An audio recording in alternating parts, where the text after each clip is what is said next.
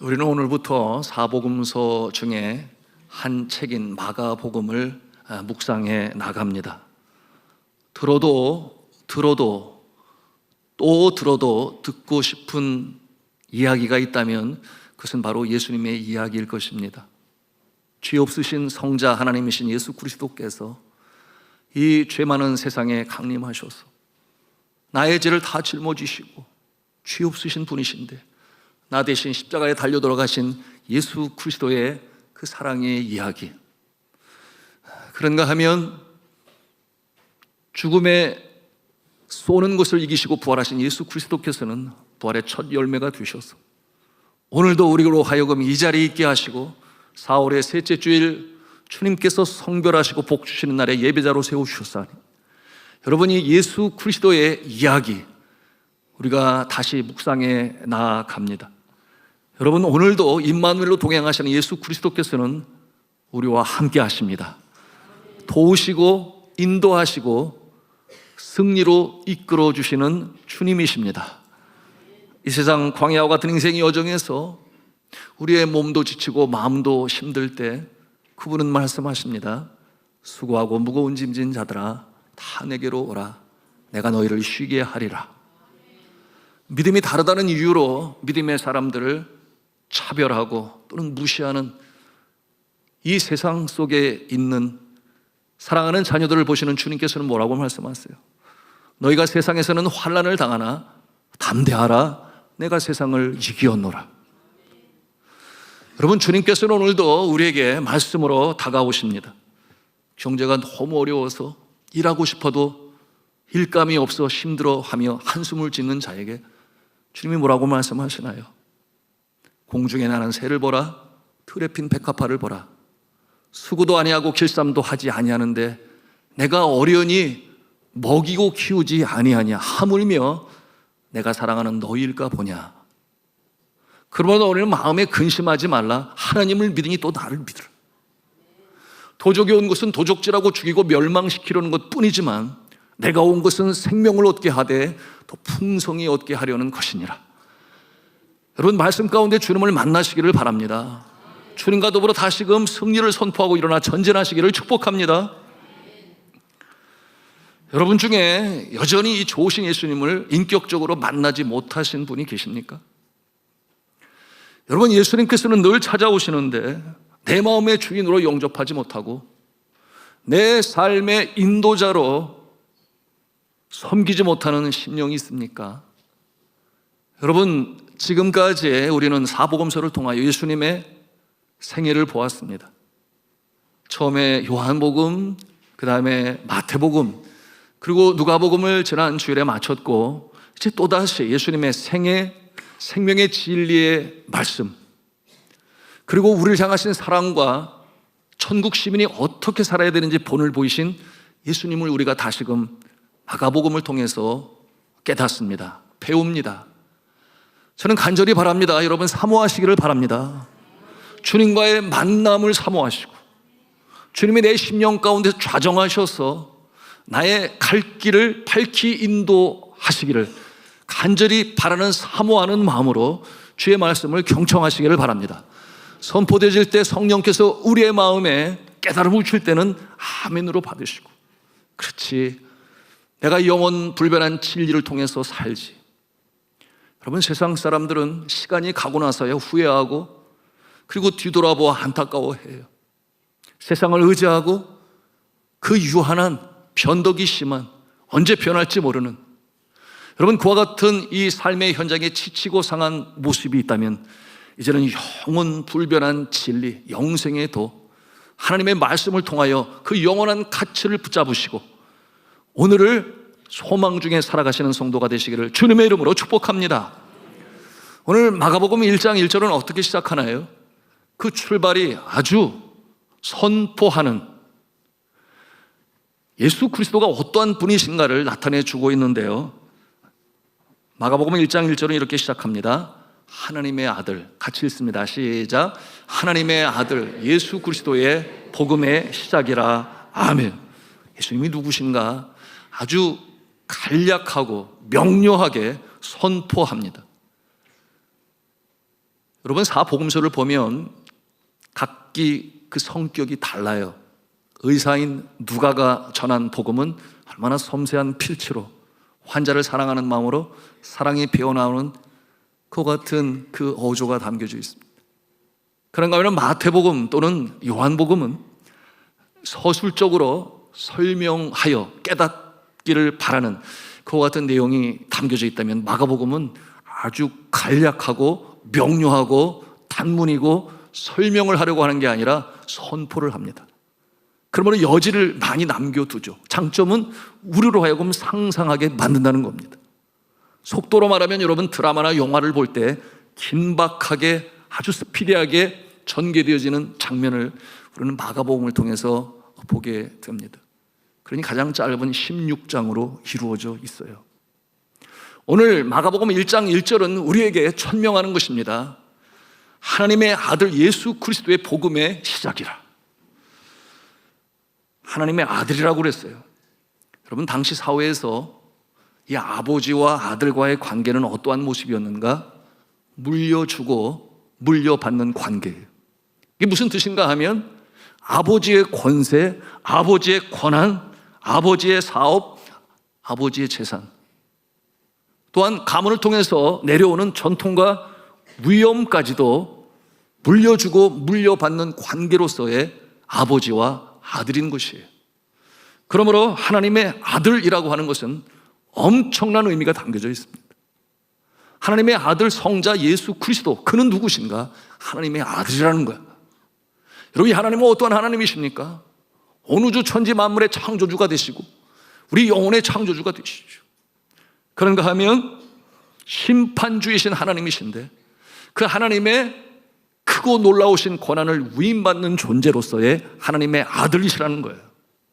유일무이한 하나님의 아들 예수 그리스도시라는 것을 말씀하고 있는 것입니다. 그 이름이 예수 그리스도라고 했어요. 왜 하필 예수 그리스도일까 생각할 수도 있어요. 여러분, 예수는 그 뜻이 하나님이 구원하신다, 그런 뜻을 가지고 있습니다. 그게 예수예요. 예수와 그러죠. 그런가 하면 그리스도라고 하는 것은 헬라어식 표현인데, 그리스도는 히브리식으로 표현을 하면 메시아가 됩니다. 메시아의 뜻이 무엇인가 하면 기름 부음 받는 자, 그런 뜻을 가지고 있어요. 누가 기름 부음을 받는가? 히브리 사회의 전통에 의하면 왕이 기름 부음을 받고, 그 다음에 제사장이 기름 부음을 받고, 세 번째는 선지자가 기름 부음을 받습니다. 하나님의 종이라는 거예요. 하나님이 사용하신다는 거예요. 그럼 예수 그리스도께서 기름 부음 받은 존재라고 하는 것은 왕이라는 뜻인데, 또한 제사장이라는 뜻인데, 선지자라는 뜻인데, 우리 예수님께서는 이 삼중 사역을 신실히 잘 감당하셨습니다. 먼저 왕이라고 하는 것은 모든 악한 영적 세계를 다스리고 주장하시는 왕이 되신다, 그런 뜻이에요. 그런가 하면은 구세주로서 사망에 쏘는 것을 이기시고 부활하심으로 죄의 삭은 사망이라 그랬는데, 그 사망을 이기시는 구원주의 모습으로 이 땅에 오신 것입니다. 그런가 하면 예수 그리스도께서는 이제 우리가 사도신경을 통해서 고백하지 않습니까? 거기로부터 산 자와 죽은 자를 심판하러 오시리라.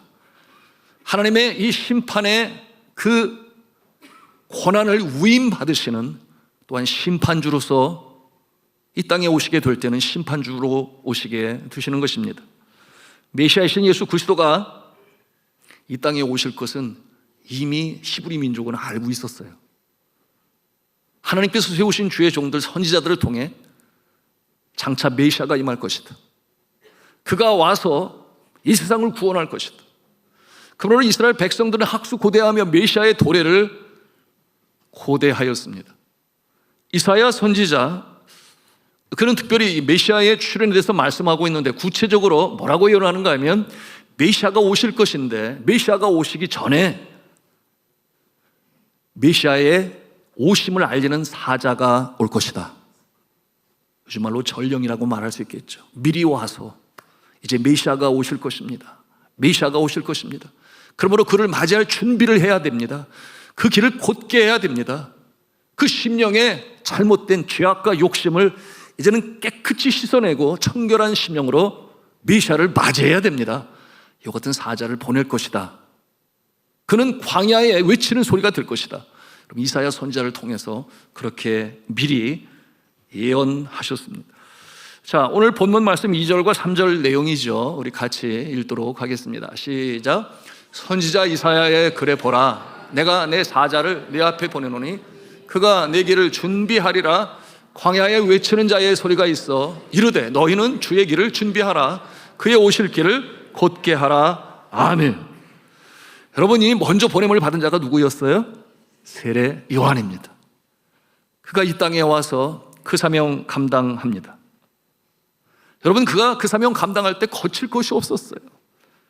두려움이 없습니다. 여러분, 그의 혀를 통하여 선포되어지는 말씀은 마치 불화산에서 화산이 그 불이 뿜어 나오주는 것처럼 그들의 심령에 양심을 찌릅니다. 심지어는 뭐라고 했어요? 독사의 자식들아, 너희가 화를 면할 줄 알았더냐? 도끼가 뿌리 위에 놓여졌다. 여러분, 이와 같은 내용으로 예수님의 오심을 전하는 것은 그들이 메시아를 맞을 준비가 되었는가? 여전히 욕심과 자신밖에 모르는 죄악 가운데 있는 상태에서 예수님이 오시면 너희들은 어떻게 될 것인가? 생명이 아니라 너희들은 심판을 받게 될 것이다. 그러므로 이 메시아를 고대하느냐? 그렇다면 맞을 준비를 해야 될 것 아니냐? 이것이 바로 이 요한이 그 백성들에게 전하는 내용인 것입니다. 그러므로 회개를 외치고 천국이 가까웠다. 그들에게 경고의 나팔을 봅니다. 백성들은 이 광야의 소리, 세례 요한의 모습을 보면서 두려움에 떨었어요. 참 선지자가 나타났다. 그는 진정 하나님이 보내신 선지자다. 그를 존중하고 존경하고 그의 경고 앞에, 그 앞에 나와서 이제 회개의 세례를 받습니다. 이와 같은 추악한 모습으로 살다가는 심판을 면치 못할 것이다. 그렇게 그들도 느꼈던 것이죠. 그러므로 세례 요한 앞에 나올 때 이 죄를 씻어내는 회개를 이 세례 요한이 그들에게 베풀었어요. 이제 그 내용이 소개되고 있는데 우리 4절 5절 말씀입니다. 같이 읽도록 하겠습니다. 시작. 세례 요한이 광야에 이르러 죄 사함을 받게 하는 회개의 세례를 전파하니 온 유대 지방과 예루살렘 사람이 다 나아가 자기 죄를 자복하고 요단강에서 그에게 세례를 받더라. 아멘. 이 시점에서 우리는 우리 자신을 돌이켜 볼 수 있어야 하겠습니다. 나는 제대로 살고 있는가? 누군가에게 부지부식간에 아픔을 준 것은 아닌가? 그러므로 누군가에게 나는 서운한 사람의 모습은 아니었는지, 그리고 누군가를 사랑한다 하지만 정작 내 가까운 사람이 잘 되는 모습을 보면 함께 감사하고 응원해 줘야 되는데 나보다 좀 더 잘 살거나 잘 되는 모습을 보면 왠지 마음이 불편하고 힘든, 여러분, 이런 죄성을 가지고 오늘을 살아가고 있는 것은 아닌지, 나는 누군가에게 위로가 되고 힘이 되고 격려가 되는지, 아니면 그 반대로 정말 그러므로 미움의 존재가 되고 내가 출연하면 누군가가 불편해하는 그와 같은 모습으로 살고 있는 것은 아닌지, 가정에서나 일터에서나 사회에서 나의 존재는 누군가에게 꼭 필요한 존재인가? 사도 바울을 통해서 말씀하셨죠. 우리의 정체성에 대하여 우리는 그리스도의 편지라, 그리스도의 향기라, 그리스도의 대사라, 그런가 하면 그리스도의 정병이라, 그렇게 말씀하셨는데 그 모습으로 살고 있는가? 여러분, 성경은 아주 냉철하게 인간의 죄성에 대해서, 추악한 면에 대해서 아주 직언을 하죠. 사람의 마음에 대해서 표현을 하고 있는데 심히 부패한 것이 사람의 마음이라 예레미야 선지자를 통해서 우리에게 알려주십니다. 예레미야서 17장 9절에 있는 말씀이에요. 우리 같이 보겠습니다. 같이 읽습니다. 시작. 만물보다 거짓되고 심히 부패한 것은 마음이라 누가 능히 이를 알리오마는 나 여호와는 심장을 살피며 폐부를 시험하고 각각 그 행위와 그 행실대로 보응하나니. 인간의 악한 성향을 아주 적나라하게 표현하고 있죠. 사람의 눈에는 보이지 않을지 몰라도 하나님은 폐부 깊숙한 곳까지도 다 하신다는 거예요. 그러므로 하나님께서는 그 보응을 하시니 선한 자에게는 복을, 악한 자에게는 심판하십니다. 여러분, 인간의 약한 성정을 누구보다 잘 알고 있었던 자가 있었는데요, 그는 다윗이었죠. 자신이 지은 죄로 말미암아 깨달아 알게 되었어요. 여러분, 그는 십계명의 3가지를 범했지요. 자신이 그렇게 될 줄 꿈에도 생각했었겠습니까? 이와 같은 자신의 연약한 성정을 보며 하나님 앞에 대회개를 합니다. 그때 그는 깨달아 알아요. 내 자신이 잘못된 것뿐만 아니라 사람들의 마음속에는 이렇게 연약하고 추악한 모습이 있구나. 그의 고백을 우리 함께 보기를 원하는데요, 시편 51편 5절의 말씀이에요. 우리 같이 읽도록 합니다. 시작. 내가 죄악 중에서 출생하였으니 어머니가 죄 중에서 나를 잉태하였나이다. 여러분, 그의 깨달음을 통하여 그는 하나님 앞에 고백을 해요. 나는 내 자신도 어쩌지를 못하는구나. 죄성 때문이죠. 그러니 의지할 분은 하나님밖에 없다. 오직 여호와 하나님만이 나의 심령의 주관자가 되실 때 비로소 의 가운데 나아갈 수 있구나. 그래서 그가 기도를 해요. 간청을 해요. 그 내용이 이어지는 기도의 내용인데 시편 51편 9절에서 10절 내용이 되겠습니다. 우리 같이 읽습니다. 시작. 주의 얼굴을 내 죄에서 돌이키시고 내 모든 죄악을 지워 주소서. 하나님이여, 내 속에 정한 마음을 창조하시고 내 안에 정직한 영을 새롭게 하소서. 아멘. 우리 모두의 기도 되지 않겠습니까? 우리 모두의 기도죠. 오래전에 미국의 시카고의 큰 도시죠, 빈민가가 있었는데 거기에 3살밖에 안 된 여자 아기가 그만 세상을 떠나고 말았어요. 이유가 무엇이었는가?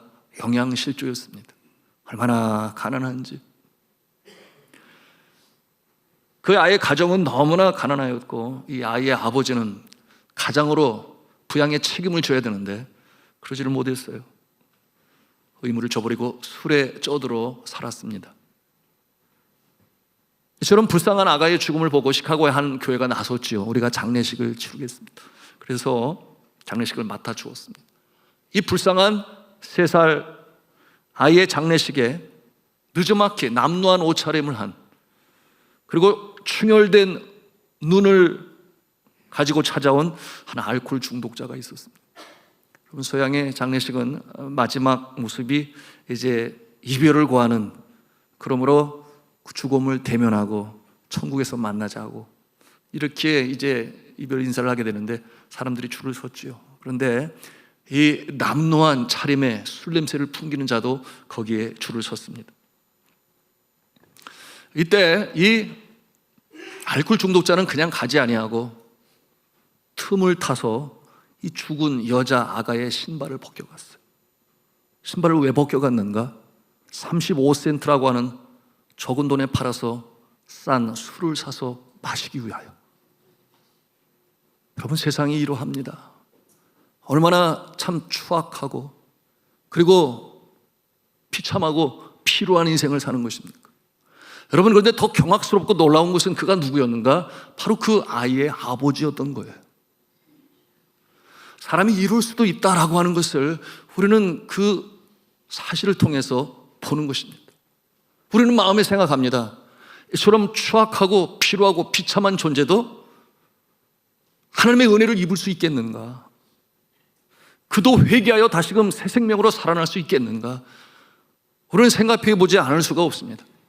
이 이야기는 다시금 이어가도록 하고요. 오늘 본문의 말씀으로 돌아갑니다.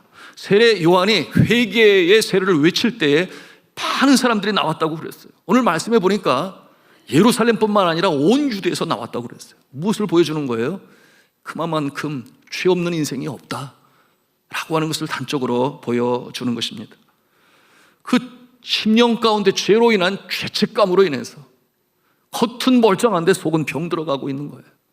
불안감이 떠나지 아니하고 두려움이 떠나지 아니하고 답답함이 떠나지 아니하고 양심을 찔러댈 때 너무나 힘드니까 나올 수밖에 없는 거죠. 세례 요한 앞에 나와서 나오는 자들에게 세례 요한은 그 죄를 씻어내는 물 세례를 베풀었던 것입니다. 그렇게 회개의 세례를 베풀던 그가 이렇게 외치기 시작해요. 나보다 더 크신 이가 오실 것이다.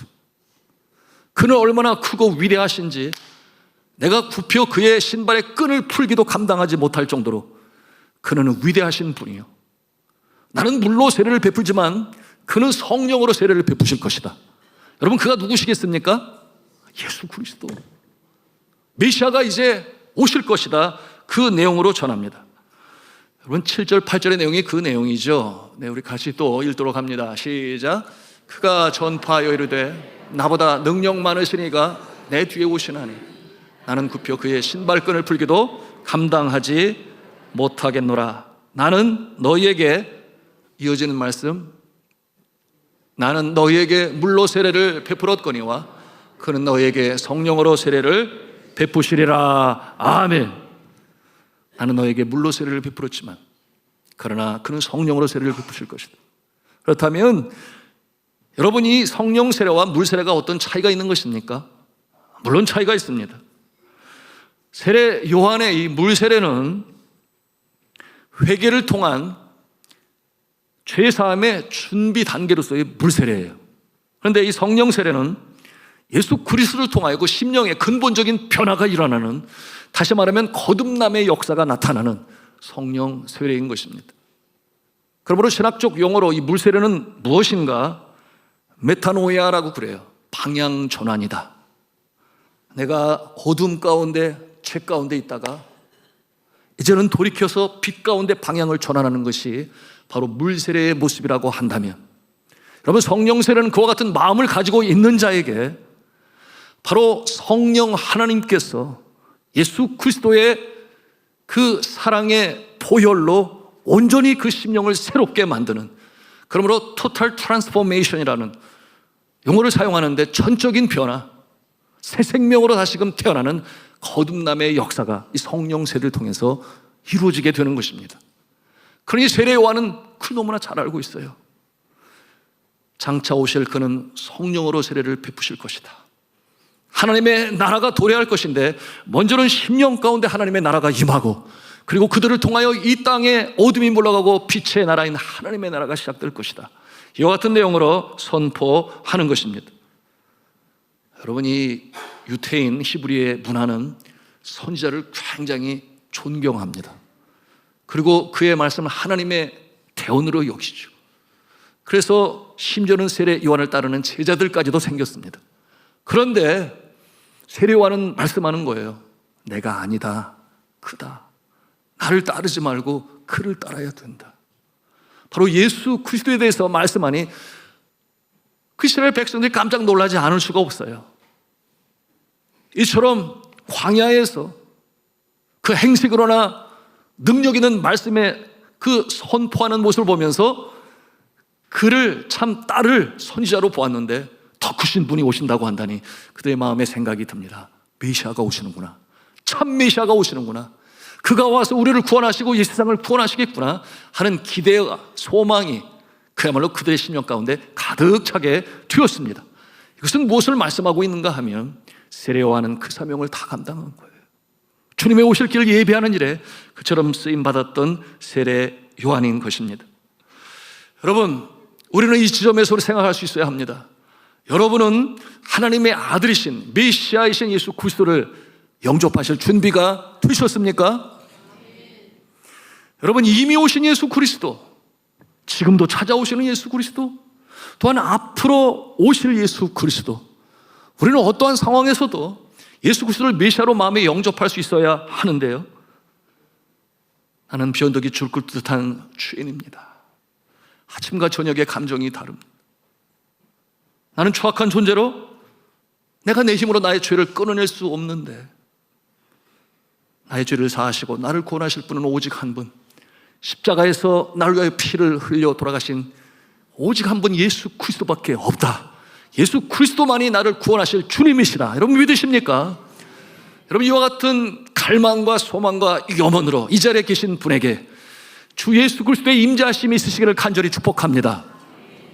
우리가 이와 같은 자세로 서 있어야 돼요. 그런데 우리가 그러기 위하여 오늘 세례 요한을 통해서 배우는 것입니다. 여전히 내가 씻어내야 할 죄가 있구나. 청결한 심령, 심령이 청결한 자는 복이 있나니 그가 하나님을 볼 것이며 성경은 우리에게 말씀하고 있습니다. 여러분, 이처럼 주의 이름을 부르는 자에게 구원의 역사가 임하는 줄로 믿으시기를 바랍니다. 여러분, 이 예수 그리스도는 인생을 변화시키세요. 복음의 능력이죠. 여러분, 예수로 말미암아 변화된 인생이 얼마나 많은지 그 수를 헤아릴 수는 없을 것입니다. 성경을 통해서도 우리가 보지 않습니까? 그처럼 사람들에게 손가락질을 당하고 배반자로 낙인 찍혔죠. 로마 제국의 세금을 걷어서 바쳐야 하는 그 존재 말이죠. 세리 아니었겠습니까? 그러므로 마태는 소외 속에 살고 그 마음에는 평강이 없는데 예수님께서 그를 부르세요. 세리 마태를 부르셔서 생명을 살리는 전도자로 세우시니 그의 삶의 빛이 비춥니다. 그런가 하면은 실패와 좌절, 루저의 모습으로 낭망하고 자신의 고향으로 낙향하여 나는 물고기 잡으러 가노라 다시금 그물을 잡았던 베드로, 여러분, 예수 그리스도께서 다시금 찾아오시지 않습니까? 갈릴리 해변으로 찾아오셔서 내가 나를 사랑하느냐 3번이나 물으시고 3번 부인한 그 트라우마를 치료하시면서 그렇다면 내 양을 먹이라, 내 양을 치라. 여러분, 우리의 삶, 우리의 운명, 세상 사람은 운명이라고 말을 하는데 여러분, 운명의 주관자가 주 예수 그리스도신 줄로 믿으시길 바랍니다. 12해 동안 혈루병으로 얼마나 기구하고 힘들었습니까? 여러분, 혈루병이 뭐예요? 몸에서 피가 흘러나오는데 멈추지를 아니에요. 12해 동안이나 믿음으로 예수님의 옷자락을 만지니 그 피가 멈췄다라 그랬어요. 그 요인은 무엇이었는가? 믿음이었습니다. 우리 주 예수 그리스도는 능력이 한이 없으신 분이시니 나의 이 병도 치유하실 수 있으실 것이다. 여러분, 그럴 때 그가 병남을 입습니다. 얼마나 그 인생에 햇볕이 비쳤겠어요. 그런가 하면은 7 귀신 들린 여인, 한 귀신도 아니라 7 귀신, 누구겠습니까? 막달라 마리아 아니었나요? 7 귀신 들렸으니 그 인생이 얼마나 힘들었겠습니까? 예수님께서 찾아오셔서 귀신을 쫓아내시고 뿐만 아니었죠. 끝까지 얘를 지키고자 예수님의 무덤을 찾아가서 향유로 그 몸에 바르려고 안식 후 첫날을 기다렸던 그 여인 중에 하나, 막달라 마리아, 빈 무덤을 보고 슬피 울 때 예수께서 출현하셔서 그 신령한 부활체의 모습으로 처음으로 나타나신 존재가 바로 막달라 마리아였어요. 여러분, 우리 주님은 우리 인생을 변화시키시는 능력의 주님이신 줄로 믿으시기를 바랍니다. 여러분, 이처럼 예수 그리스도를 마음에 영접한 자는 그야말로 새 생명으로 살아나는 것이요 새 삶으로 살게 되는 것이니 여러분, 새 역사의 물꼬가 터지고 새 역사의 지평이 열리는 줄로 믿으시기를 바랍니다. 그런데 문제는 무엇이겠어요? 내가 제대로 예수를 지금 믿고 있는가? 확실히 믿고 있는가? 나는 정말 하나님의 자녀인가? 여러분, 우리는 끊임없이 이 질문에 대하여 답을 할 수 있어야 하겠습니다. 앞서 나누었던 그 알코올 중독자 어떻게 되었을까요? 그처럼 참 피루하고 비참하고 추악한 모습으로 살던 그는 변화됩니다. 20년의 세월이 흘러갔습니다. 그리고 시카고의 한 장로교회, 제1장로교회, 수천 명이 모이는 그 교회 예배당에서 한 사람이 강단에 서서 간증하며 설교를 하는데 바로 그가 그 자였습니다. 그가 간증하며 설교를 하는데 나는 죽은 딸의 장례식에서 그 딸의 신발을 훔쳐 술을 사 마신 파렴치한 자입니다. 내가 바로 그 자였습니다. 만물의 찌꺼기 같은 나를 살려주시고 하나님의 일꾼으로 삼으신 것은 바로 나를 찾아오신 예수 그리스도셨습니다. 그럼 이와 같은 간증으로 그들에게 전했는데 그는 시카고의 유명한 멜 트라더 부흥사였습니다. 그는 자기 자신에게조차 버림을 받은 인생, 폐인으로 살았죠. 그런데 하나님은 그를 버리시지 아니했습니다. 세상 말로 흔히 쓰레기와 같은 존재, 폐품과 같은 존재. 그런데 하나님께서 그를 사용하시기 위하여 찾아오셨고 주의 영이 그의 심령을 책망하시니 죄에 대해 책망할 때 그가 통에 자복하고 철저히 회개하고 새롭게 돌이키게 되므로 이처럼 복된 삶으로 빛 가운데 거하게 되었던 것입니다. 여러분, 성령 세례를 받았을 때 이와 같은 역사가 나타나니 복음의 능력이 그러한 것입니다. 오늘 말씀에 뭐라고 그랬어요? 하나님의 아들 예수 그리스도의 복음의 시작이라. 이 복음은 모든 믿는 자에게 구원을 주시는 하나님의 능력이 됨을 믿으시기 바랍니다. 이 메일트라도 부흥사님, 주님을 만나고 새 생명으로 거듭난 그 모습은 같은 처지에 있는 사람들, 세상에서 더 이상 손댈 수 없는 포기한 자들, 알코올 중독이 무서워요. 그런데 그들을 찾아갑니다. 그래서 자신의 경험을 나누며, 우리는 못하지만 하나님은 하시고 예수님께서 찾아오시면 가능하고 예수님을 영접할 때 놀라운 역사가 일어난다는 것을 그들에게 증거하고, 그러므로 1000명이 넘는 그야말로 세상에 포기한 자들을 다시금 새 생명으로 일으켜 세우는 일에 귀하게 쓰임받는 그 사명을 이룰 수가 있었던 것입니다. 할렐루야죠? 자, 주 안에 사랑하는 성도 여러분, 세상에 볼 때 어떠한 자의 인생은 그러할 수 있습니다. 그러나 우리 예수님은 포기하시지 아니하십니다. 찾아오실 때 아멘으로 받으시고, 나의 추악한 죄를 회개하셔서 깨끗한 심령의 예수님을 모셔서 주님이 나의 삶의 주인 되시는 놀라운 역사를 체험하시기를 주님의 이름으로 축복합니다. 오늘 마가복음은 서문을 통하여 예수님은 누구신가 우리에게 전하고 있습니다. 본격적인 사역이 시작되기 전에 이 땅에 구원주로 오신 예수님께서 어떠한 분이신가, 무엇을 준비하시는가 우리에게 소개하고 있습니다. 예수님께서 이 세례 요한에게 나오셔서 물세례를 받으세요. 여러분, 예수님의 겸손한 모습이죠. 우리의 인생을 치유하시기 위하여, 그 모든 것을 다 하시기 위하여 겸손한 자의 모습으로 죄 없으신 그분이 물세례를 받으셨어요. 우리 주님은 우리의 아픔과 슬픔, 누구에게도 하소연할 수 없는 내용까지도 다 치유하시고 함께 슬퍼하시며 다시금 새 생명으로 세우시는 좋으신 주님이심을 믿으시기 바랍니다. 예수님께서 물세례를 받으시고 이제 무추로 올라오시는데 놀라운 신비한 역사가 나타납니다. 말씀해 보니 하늘이 갈라졌다 그랬어요. 하늘이 열렸다 그랬어요. 하늘이 열렸다라고 하는 이와 같은 내용은 구약 성경에도 출연하게 되는데, 그 의미가 무엇인가 하면 새 일을 시작하신다 그런 뜻이에요. 새 역사가 시작된다. 어둠의 세력이 떠나가고 이제 빛의 나라, 하나님의 나라가 시작된다라고 하는 것을 이렇게 자연적 현상을 통해서 하나님께서 보여주시는 거예요. 근데 뿐만 아니라 또 어떤 일이 벌어지는가 봤더니 비둘기같이 성령이 임하셔서 예수님의 머리 위에 임하더라. 성령께서 이 사역에 함께 임재하실 것을 이렇게 그 출발부터 나타내 보여주십니다. 뿐만이 아니었죠. 하늘의 음성이 들리는데 성부 하나님께서 출현하셔서 이제 새 역사를 이루시는 예수님을 향하여 선포하시는 것입니다. 인정하시고 하나님께서 기뻐하신다는 것을 선포하는데, 말씀해 보니 뭐라고 그랬어요? 너는 내 사랑하는 아들이라 내가 너를 기뻐하노라. 우리는 이와 같은 모습을 통해서 성삼위일체 하나님, 동시에 한 장소에서 성부 하나님, 성자 예수님, 성령 하나님이 함께 역사하심으로 시작되어지는 새로운 나라, 하나님의 나라, 이제 출발되어진다. 여러분, 이 역사가 이처럼 예수님의 강림을 통하여 시작된 것입니다. 여러분, 이와 같은 예수님의 도래 오늘도 우리에게 찾아오십니다. 우리는 마가복음을 읽어나면서 인격적으로 주님을 만나야 하겠습니다. 그러므로 우리의 삶 가운데 역사하시는 이 능력과 사랑이 많으신 예수님과 더불어 우리는 승리하며 전진해 나가야 하겠습니다. 초대의 말씀을 드렸습니다. 사모하시기 바랍니다. 주님을 만나시기를 사모하시고 말씀 가운데 찾아오시는 주님을 마음의 주인으로 영접하셔서, 비록 전쟁터와 같은 세상이지만, 광야 같은 세상이지만, 하루에 몇 번이고 주저앉고 싶을 때도 있지만, 나를 사랑하시는 주님이 나의 인생을 끌고 가시지.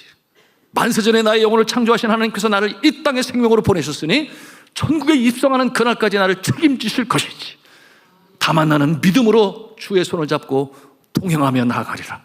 좁은 길을 걸으면서 하늘 찬송을 부르는 하늘에 속한 자가 되리라.